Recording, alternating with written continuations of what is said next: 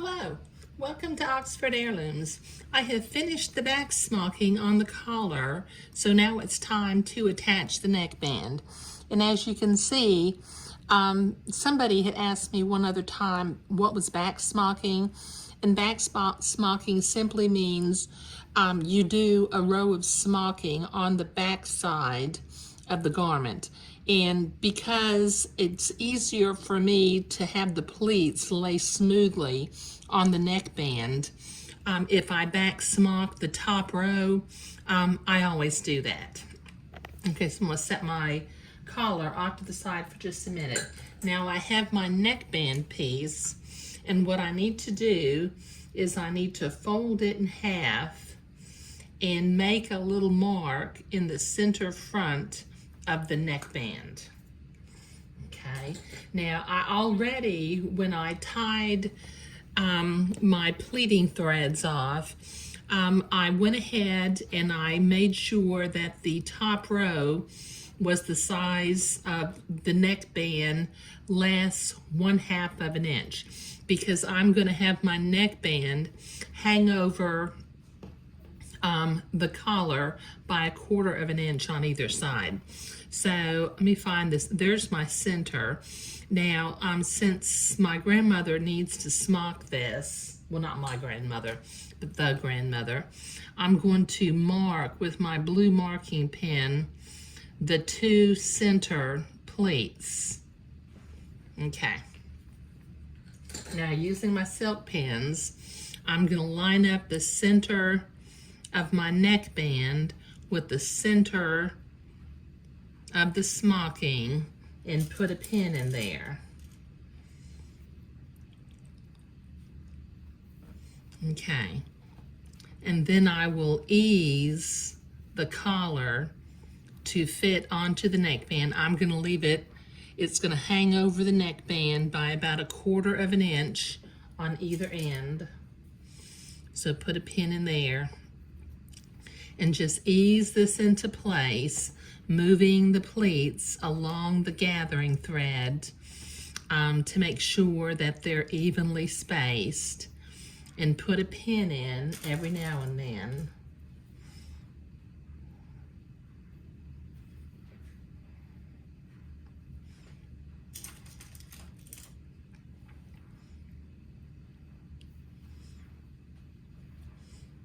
Okay.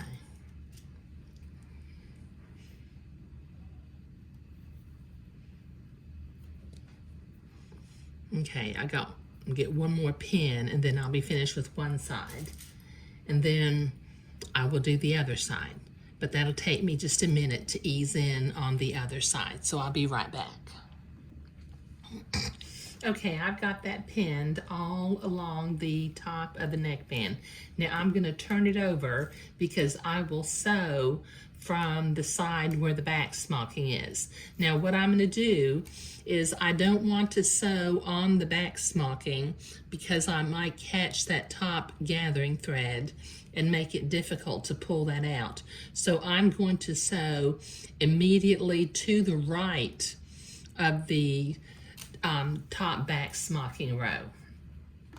Okay, so I have my sewing machine set for a straight stitch. Okay, I'll take my pins out as I come to them.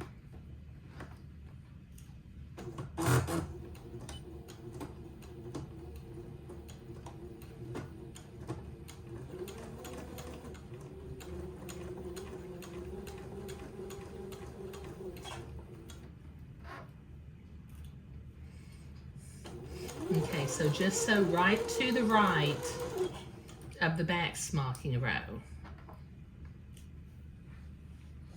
Let's see if I can zoom in a little bit.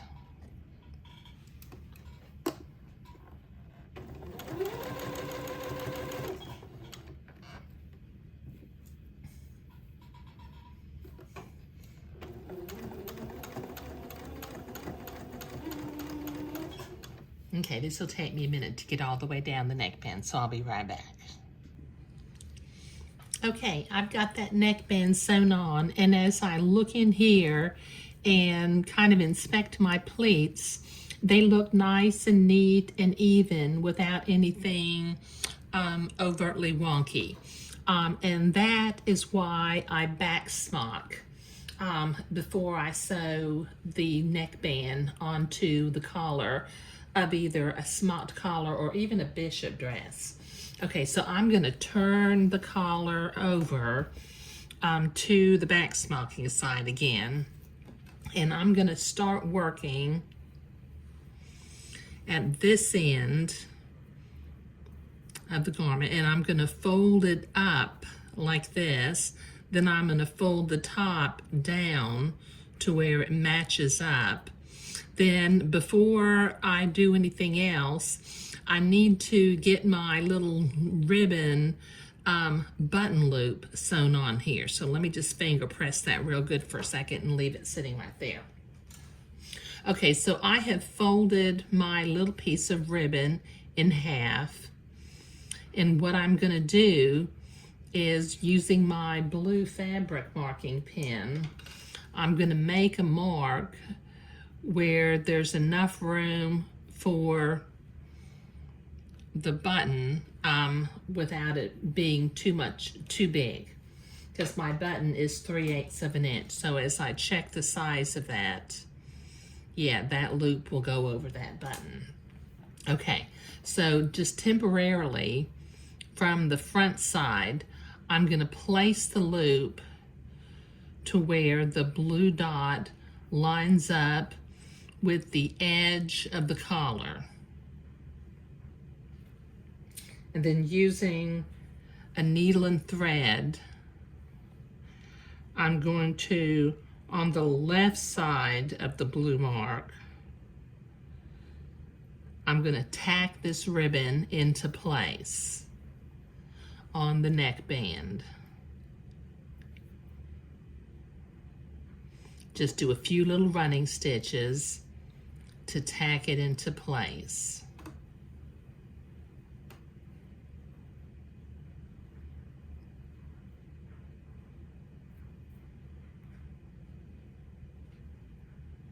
Now it looks like the loop is pointing in the wrong direction right now, doesn't it? It's not pointing out.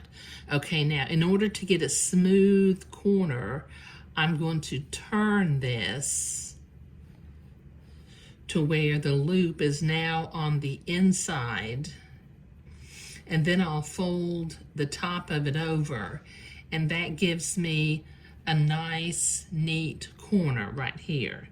So with a few little stitches, I'm going to tack this corner down. You can do whatever kind of stitch you want. I tend to do whip stitches. I know I mention that all the time, but that's what I do. Okay, now before I continue sewing, I'm going to use my sewing pins, and I'm going to fold this over, and I'm going to pin my neckband into place all along the edge. This keeps it from, because it is cut on a bias and it may stretch if you're trying to fold it and tack it down as you go. So just put a few pins in to hold the neckband into place. So this will take me a minute to get all the way to the other end. I'll be right back. Okay, I've got that mostly pinned down. Now when I get to this other end, I'm gonna fold it up, and then fold the top down, and then fold the inward, and then fold it down again. And that forms a nice, neat corner down here at this other end. So let me pin that into place, and I'll put my final couple of silk pins in to hold this neckband into place.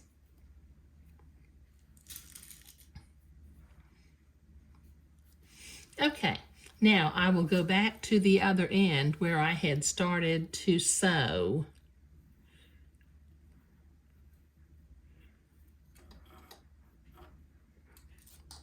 Got an extra thread in my hand.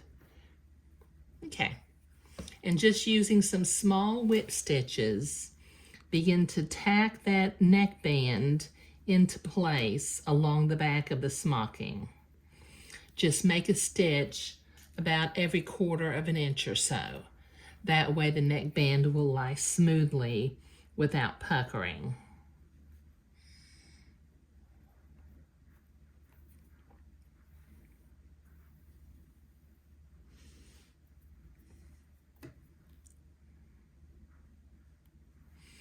Okay, now when I get to the other end, I'm going to sew my button in place, but this is going to take me a minute to get this neckband whip stitched down all the way along the neckline, so I'll be right back.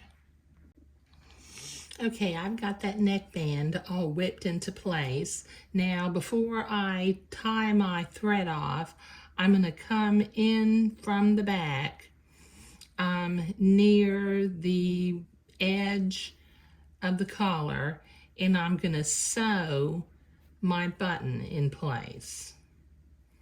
Just using a few little stitches to hold it into place.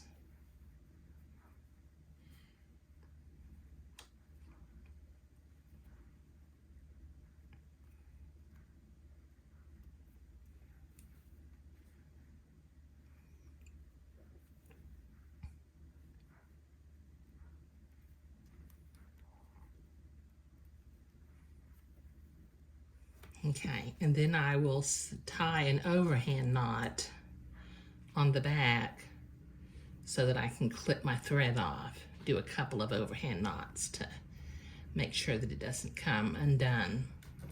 Okay, all right, so this is the final video for project number 21, a collar to smock. And this, it buttons with the little loop enclosure in the back. Let me turn this around. It just holds closed with a button, and then it can be smocked. So it's ready for the grandmother to smock, and you might take a little peek in here. She had some little labels made that I sewed in that says "Smocked with Love" by Mima. So I've got it marked in the center for her to center her smocking design on the collar, but I will get this in the mail to her tomorrow. So sewing the neckband on today and creating the little button loop closure and sewing on the buttonhole was what I was doing today. Thank you.